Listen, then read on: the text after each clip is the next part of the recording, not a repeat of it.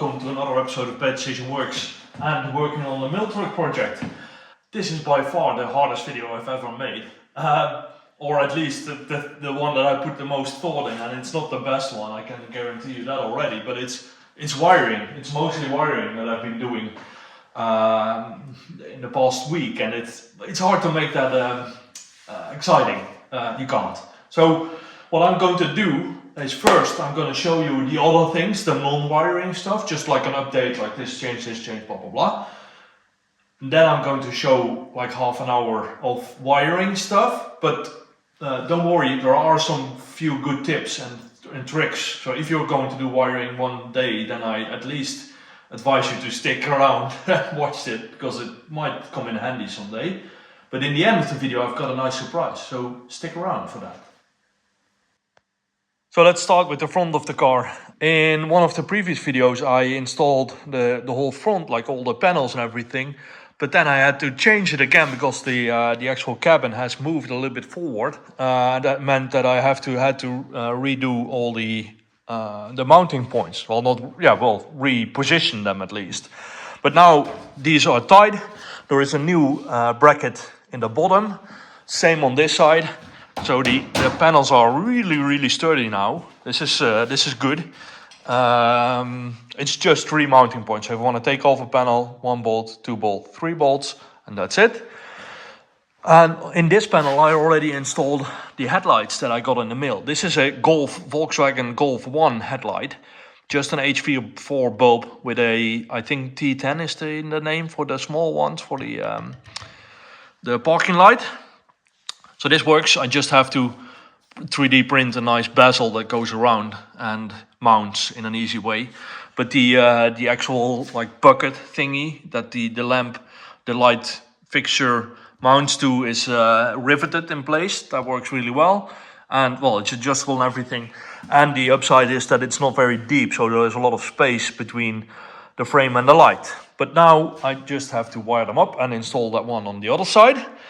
So that's one thing. Then when the car was on the ground, I noticed when turning the wheel there's a lot of resistance from the wheels on the ground, obviously. And I had to reinforce the brace where the 2 mounts are for the steering rack, because I was flexing a little bit. Now we probably won't flex as much because this is the 12x2 relatively light but super stiff tubes that I use there. So that's one thing. I also added a bar here and a symmetrical one on the other side for a little bit more strength, because I noticed when I lifted the car up, a gap appeared here. Then I also made jack points. The one in the rear bent, so I have to cut that off, and the other side too, to improve this.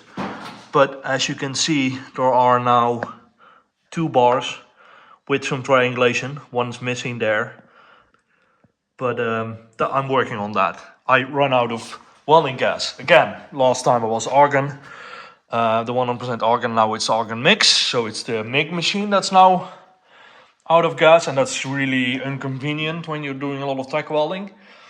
Anyway, and I'm also working on a plateau that's going to be there where the battery is, so the battery doesn't stand on the ground but is mounted to the car. And I already bought some what do you call this, adjustable zinc plated trailer latch. Okay, it's some trailer latches that will be used to tie down the battery. So that's in the place. Well, all the wiring is up to date. That I will tell you more about that in the upcoming 30 minutes of this video. That's it for the introduction and the update of all the non-wiring stuff. Let's go to the wiring video.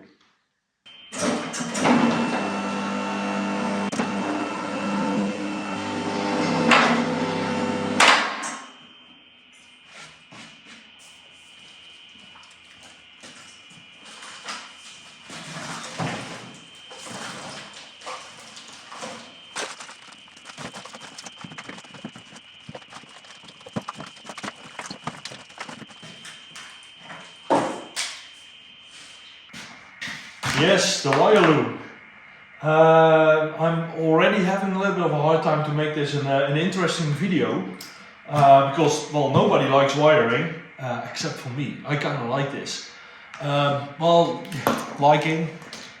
It's this love-hate thing that I have with wiring. So I kind of like the challenge, but also it's very scary because, well, if you fuck it up, you don't know until you put everything on the car. And anyway, let's just first start with the easy part, and it's like removing all this like plastic that everything came with from the factory. So let's start with that. I'm gonna do a time lapse because that's super boring.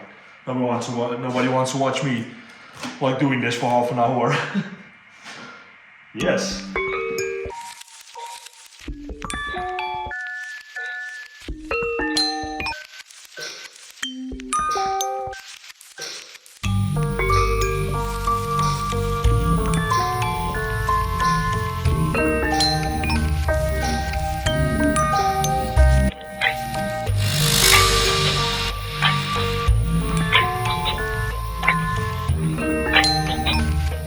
So I'm already making some progress. This is all the plastics and the tape that I already took off. So this part is already, well, mostly done. So this is all non-engine stuff, which is on a long lead. That's good. And then here we have the ECU, the engine computer. It's already split out already also a lot. And there was this rubber thingy that you saw me take off in the time lapse here, like a T-junction thing, and this was tight and tough. Holy shit, this is like super hard, super tough rubber, and I had a hard time. But this like cuddle, whatever, scissors, they worked a charm. But I also found out that there are some wires that have been cut. And not by me just now, but this probably happened when I saw the car in two using the Sawzall. And here's also another one. So I'm marking these with two red tapes close to each other, and then I have to repair them. So it's not a big deal, but it is a failure point now, more than it was before. So that's a bummer. But anyway, let's continue removing all the black stuff. All the, what's it called? Corrugated tube? Is that? Yeah, I think it's called that. And all the insulation tape and everything. And I use this red insulation tape temporary to keep everything separated and, well, making sense so I don't lose my mind. Still liking this.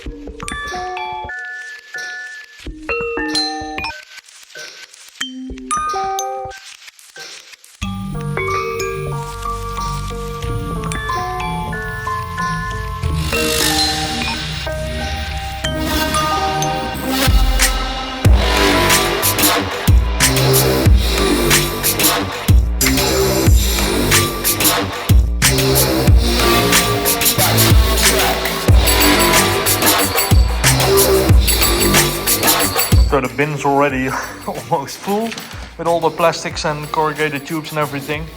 And well, this table starting to look a little bit more organized. Well, I managed to make almost like one long continuous line of wire, which is already good. There used to be a loop before. Well, first I found the issues with the cut wires, that's one thing, but I also have some positives. For example, this wire I can completely take out. This is the one that runs between the starter and the alternator. And this is also a nice bridge to saying, please, before you do anything to a car that's wiring related, label everything. I tend to with my ADHD, I tend to just start doing things without thinking. And then after an hour or two, I think oh shit, I should have labeled stuff. So for example, here, this is the end of the car part of the wire loom. I did manage to label stuff at one point, but in the beginning, when I took out the headlights, I didn't. I think this is for the headlights, but I'm not very sure. Well, it's not engine related, that I know for sure. But the idea is to run these wires all the way to the plug. This is the plug that normally goes between the engine bay. This is the engine bay side, and the big plug that goes in here is the car side of things. So I want to pull out everything that's not related to the engine, take out the pins and everything. And if I'm not mistaken, I have another one of these plugs and wire looms and everything, because I took apart two S60s. And I want to do the same thing with the other plug, but then remove everything engine related. So then in theory, I should have one engine plug and one car plug for the headlights and blinkers and everything. But that's a little bit far away still. First, I do want to get everything to a bare minimum. So for example, what I'm going to do next, so these wires here, the thick ones, there's 3. And, this has been something that's been done by the previous owner. This should be normally a continuous wire to a plug that goes into the radiator. The radiator fan, I should say. But he or she has been doing something, but that doesn't matter. So there is this purple wire, and the purple wire is just a switch wire that tells the relay on the fan go on or off. The black wire just runs to ground, and the red wire runs all the way here to this fused point on the original fuse box. Well, the inside of the fuse box. I took away the actual box, it's over there. So I'm going to take away this and just put an inline fuse between the battery and the radiator fan, because this will probably be somewhere here in the back, and this needs to run all the way to the front. And the battery, so the battery goes from the front all the way to the back to the fuse box, and then this thick wire goes all the way back to the front again to switch on and off the radiator fan. And well, it would be easier just to use half of this wire to go directly from the battery to the relay, because it's just only a fuse. So this is where normally the battery mounts to, and this bus just divides all the directly from battery power to all the stuff that needs it. I don't know why there is multiple. Oh, those ground to here, I guess. So this is the main. Yeah, okay, I get it. Anyway, yeah, I'll just continue doing this big puzzle.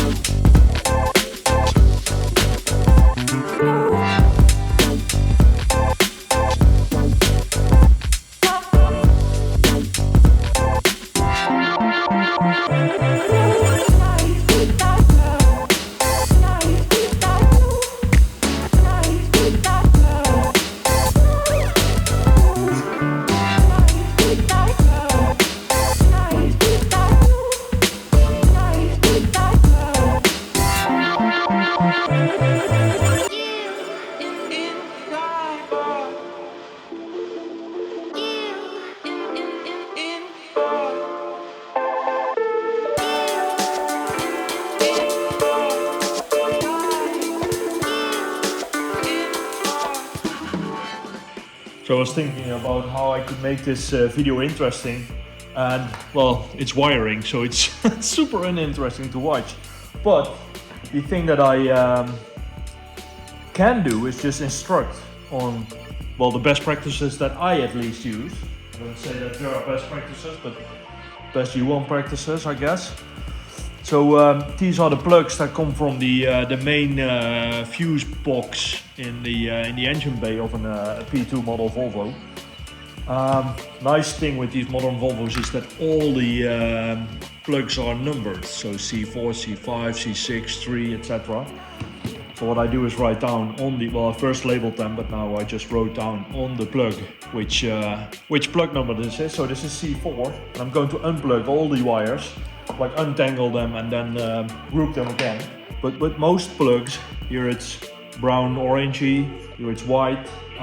With the main plug it's also like a brown thing. These are, I don't know how to call it, but like a safety thing that keeps everything in place. And these are attached here. And if you click the pin, so they're pushed in like this. And on this specific plug, it's always a little bit of a search which one is the actual one that keeps everything in place. But this one pushes back, as you can see.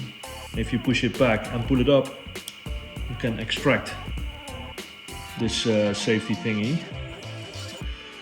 And then just use this pin to extract it. And then afterwards, it's kind of hard to see, everything's tied down. So let me lower the camera a little bit to get closer. Does this film? It's kind of hard to focus. But inside, so this is just a welding rod, a thick welding rod that I just ground down to a sharp point. Can be anything. There's also specific tools for this, but I'm too cheap for that. So there are, this one you can see here in the inside. I can't get any closer, that's no focus. Here you can see, maybe I can point from the underside. Here with the pin of the tip of my pin, I'm now pointing at this thingy, this little plastic blue tip. But this plastic clip you can depress, so you have to get this pin behind it and then pull it back like this. Well, I can't do it with the camera rolling and my hands tied. But the thing that you do is you take the wire that you want to take out. Also, the back of each pin is numbered. So this, I would name this C4.11. So what I do is I go to my trusty label printer. I change it to C4. You can't see it, but it's C4.11 in this case. Then I print. And while it's printing, I deep in the plug. And what I do is I don't pull. If you're in doubt which one is the actual one, you can always wiggle it a little bit. Now you can see the first one is moving a little bit. So what I first do is I try to push it with my left hand a little bit up, or at least, so you push it up a little bit, and then you insert the pin, wiggle it, pull it forward, and then as soon as you have the pin unwedged, you can pull it, and then it slides out from the back. And since my memory is so bad, that's why I print first. I immediately peel the sticker label and I put it around the wire, so I never, because if I look away, then I forget and then everything's fucked. So I need to, and then I just pull this back through the main mesh, and then in this table I'm using, temporary table, I just screw a screw. I just put a screw in, and then I can wrap the wires around so I can still see. So this is C5. Now I don't have a pin for C4 yet. You can't see that, sorry. So this is pin C5. Just group them.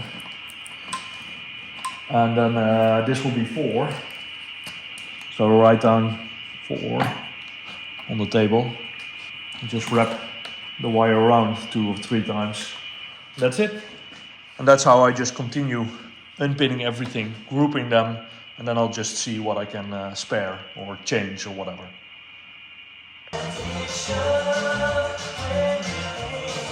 Okay, I'm done. Well done, at least. I deepened almost all the plugs. This one used to be very full. It looked like, where's the other one? Like this. And now it's just this left. So that's just one plug. So this strand, this group goes to the fuse box. This group goes to the pedals, like the throttle, brake, clutch, switches, etc. This part here, these pins and these pins all should go here, but they're all deep in.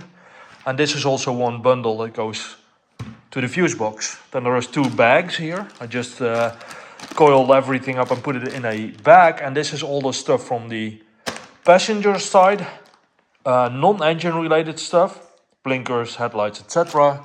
And this is the same, but then the driver's side, so the left-hand side. And then this strand is everything that's needed for the engine. So this whole bundle over here, coiled up, untouched, because this is all, I don't need to change it. This is all engine stuff. So VVT, solenoid, grounds, all kinds of O2 sensors, you name it. The injectors, all the stuff is here. And also the engine control unit or engine control module or whatever you want to call it. The computer that says to the engine, make horses. It's all dissected now. So this is completely now detached from everything. So I can pick it up and move to the front of the car. And since the engine obviously is the priority now, I can put this down and worry about this later. Here's already some other wires that I took apart or took out from the original wiring harness. This one under here is from the blue purplish S60 that I took apart, that I just used as a reference because only once I got distracted, squirrel, and then I lost track of what I was doing, so I needed to look up one wire location. So now it's just this left. So my plan now is to put this all back on the engine, plug everything in. Then I know the length from all the wires for the ECM or ECU. So I can give that a position. I'm probably just going to use it as is. Maybe I'll reuse the box that's over there. Might be better, but maybe it's easier to just 3D print some kind of like cover or whatever. Or maybe even the wires are long enough to just put that into the cabin, but I'm afraid that won't work. And then I have all this lead to go to the cabin. The cabin is going to be kind of like a hub for all the wiring. I'm not sure where or how I'm going to do it, but probably there is this tunnel in the middle. So this tunnel is completely empty since there's no driveline in that anymore. So maybe I'll just cut out a piece and make like the plugs or whatever here, and then it goes in and out. And so this kind of like, this is also the center of the car. It would be nice to have everything here. And then say if I need to take out the engine, I drop the engine, unplug here, and then the engine goes away with the harness. That would be kind of cool. Since I have everything double, I can probably use 2 of those the big plugs in the middle, kind of like the fancy race cars have with these mil-spec plugs that are like 300 euros or dollars per plug, and this one's free. So why not use that if you already have 2, and they're designed and made to last forever. So yeah, they're not as pretty, but they work. So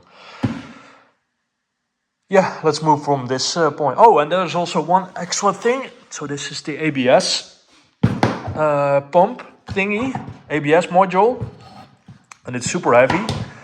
And what my plan is not to use ABS on the car, but I do want to have all the sensors, because I think the ECU needs all the sensors to be there, and probably will throw all kinds of error codes if the ABS system is not there. But what if I'm not going to use ABS, but let the computer think there is ABS? So what I want to do is take off this control module, ditch all the heavy stuff, and just keep the plastic box. Plug the plug in. This is all the wiring, so it's not really worth the effort for just purely for the wiring to take it away. And I think the box itself is a few hundred grams, but the pump thingy, that's heavy.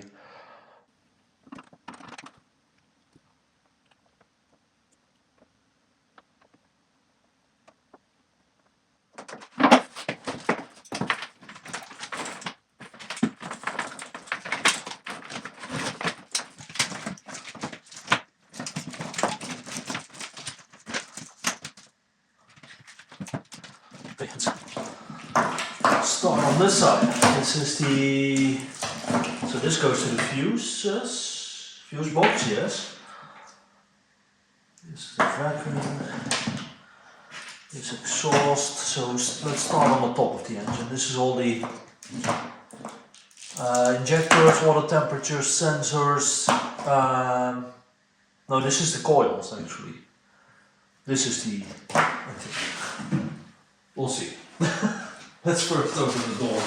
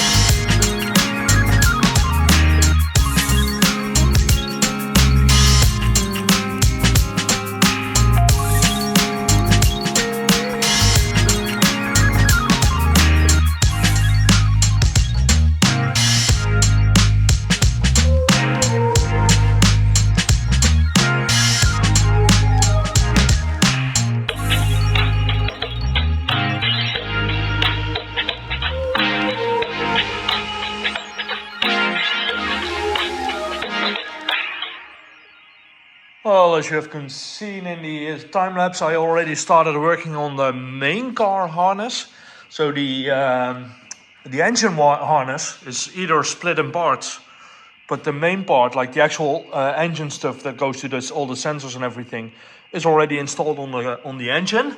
And I decided I am going to cross the gap in the center of the engine, go to the former transmission tunnel, and then I walk around the car. Turns out that this plug for the ECU, the engine control module, will just fits through the original handbrake hole. And then I removed all the plugs from this original ECM mounting box thingy that's under the hood. Will now be in the car, so it doesn't need a lot of protection. These are the plugs that come from go to the ECM. So this is the in, that's the out to the engine. And then here is the rest of the wiring harness, just hanging here with all the pins that should go in this big plug that we unplugged before.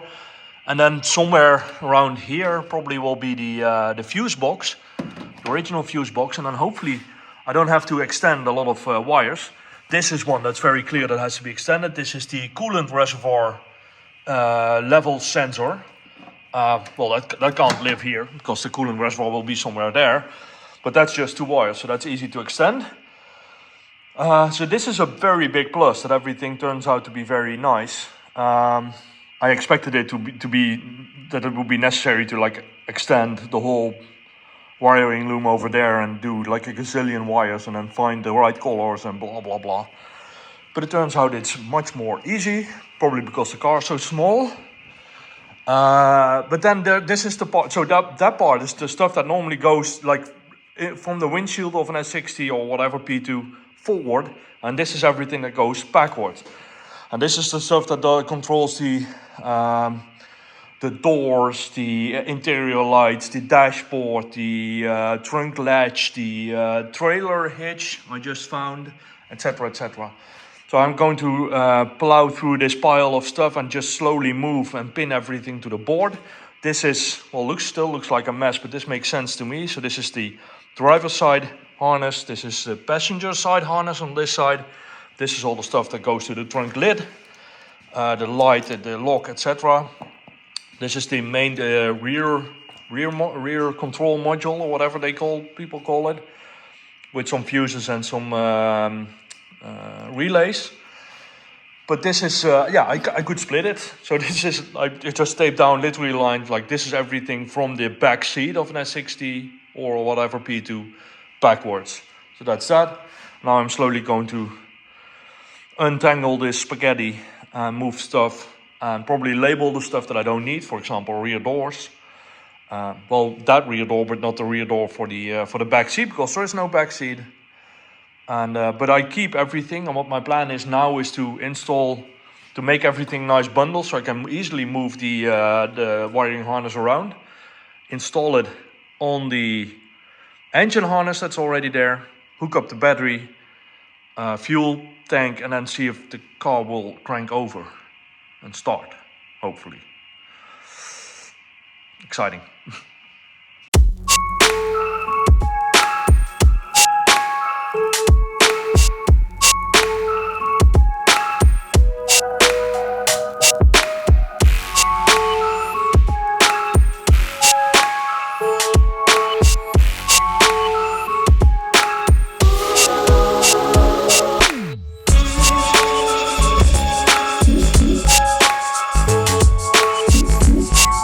And I'm a little bit further with the project. Still tailgate or trunk area stuff.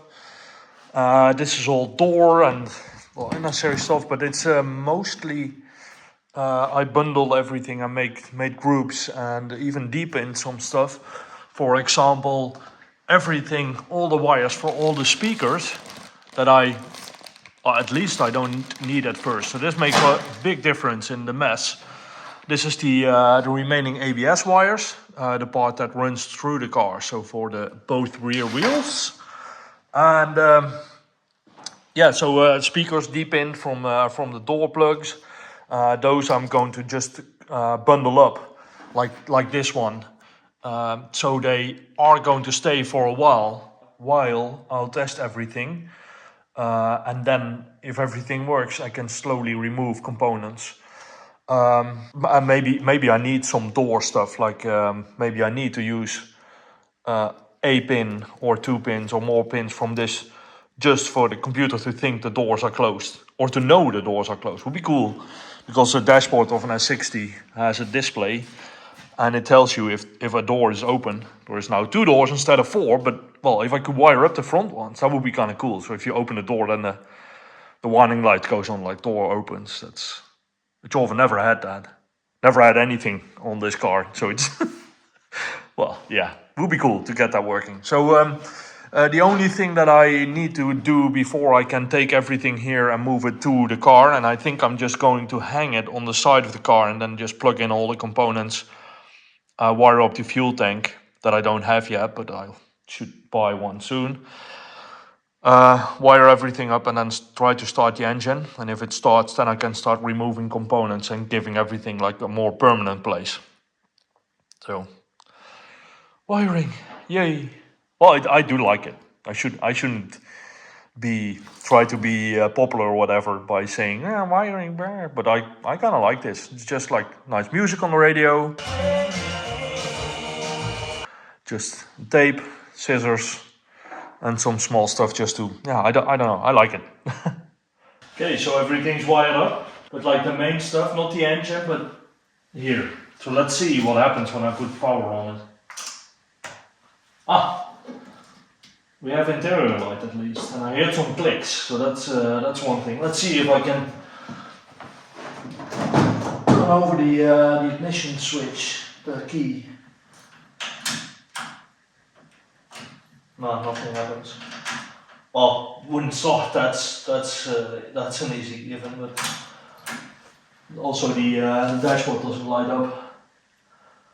Oh wait, the big plug, the power. Jesus.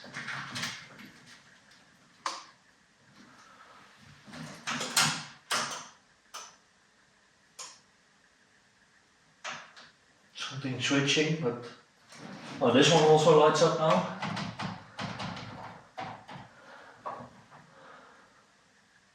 But at least no sparks, no fires. that's good. Probably some grounds missing. I moved some grounds. I don't know if I have all of them properly. Nah.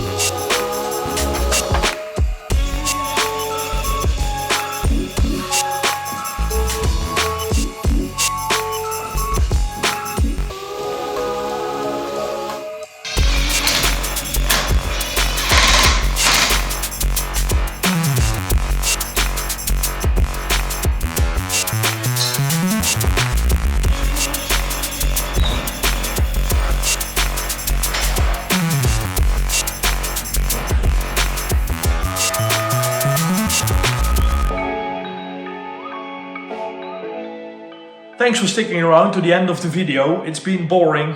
Nah, it's not that bad, but it's wiring. Nobody likes wiring except for me, I think. I sometimes feel. I actually feel bad about feeling good about wiring. That's kind of weird, but anyway. For the ones that stick around, I have some news. I recently decided to start my own company again. I had my company when I lived back in Holland.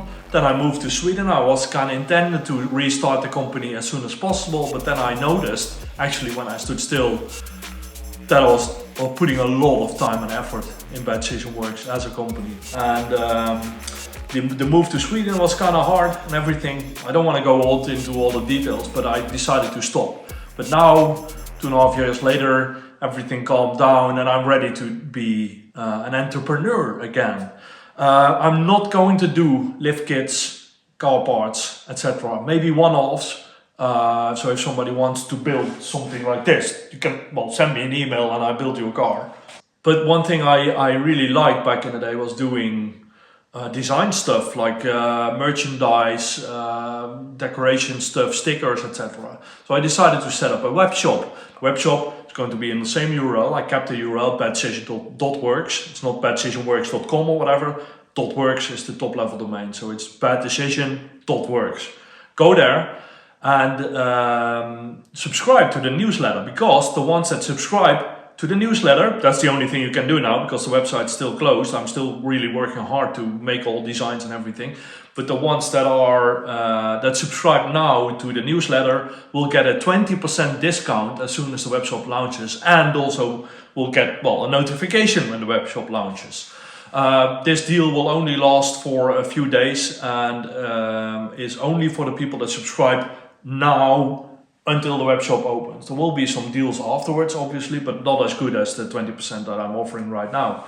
So go there, subscribe to the newsletter, and I hope that you guys will like what I put in the web shop. It's going to be mostly stylish, I would say, a little bit more subtle stuff, also very bold stuff with big letters and everything, but the most stuff will be something that you can put on the wall, maybe in a house even, but at least in a workshop. So you say you have like this nice old vintage car and you want to have something cool in your workshop. You don't have all the tools, but you do have a nice car. You want to have something nice on the wall.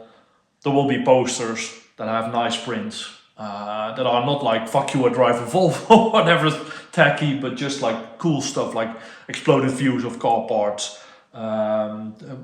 US patent drawings, you name it, old advertisements from back in the day, obscure cars, even simple head gaskets or just texts that say "I like cars" on a shirt. I like cars. What else do you need? If you have a big drag race car that says like "I live life fast" and blah blah, it all says "I like cars." And that's what you want to say. So you want to have something that you can wear to the office or to a birthday party that starts conversations. And that's the thing that I have in mind with the workshop. So enough blabbering. Thanks for watching. Especially thanks for watching, not skipping and watching the whole thing with all the wiring and everything. I really appreciate that. Leave a comment. Let me know in the comments if I am the only one that really likes wiring, that thinks it's kind of like Zen, have a little bit of music, move around a little bit, taping, you know it. So let me know in the comments. Please like and subscribe, tell your dog, and let me know if your chickens laid an egg. See you next time.